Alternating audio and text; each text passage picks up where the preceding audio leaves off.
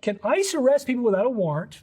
And if so, if they're not wearing a uniform, a badge, or an ID, how are people supposed to trust them? ICE can arrest individuals without a warrant within a 100-mile zone around the entire United States. This includes 70% of the U.S. population. So if you're in New York City, an ICE officer walks up to you on the street and says, "Show me your papers." Entirely legal for them to do that. They also don't need a warrant to arrest someone who they can positively identify as being in violation of U.S. immigration law. Now, they do need a warrant to enter a home unless they're in active pursuit of an individual. Now, you're seeing today a lot of videos of ICE officers out there with no ID or ID that misstates who they are, the police. ICE is not the police, or refusing to identify themselves as they arrest individuals. But until you have an administration that enforces requirements that they wear uniforms and identify themselves, you will see this continue until Americans get tired of it. There are a number of U.S. citizens that have been arrested because they look foreign.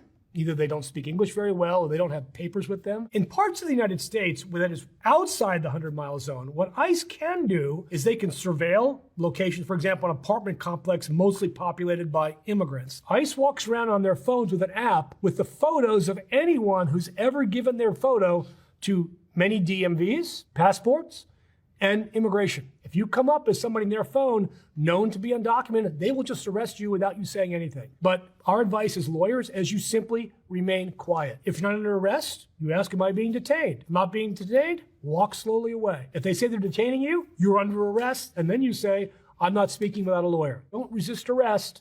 Don't run away, but you have no obligation to talk to them. ICE did, in January, revoke guidance that prohibited them from going to places like schools and churches and hospitals. They're not going to those places, generally speaking, because there was a lot of pushback and a lot of litigation that was initially filed against the Trump administration for revoking those policies, but they are arresting people outside of schools. So people just don't send their kids to school.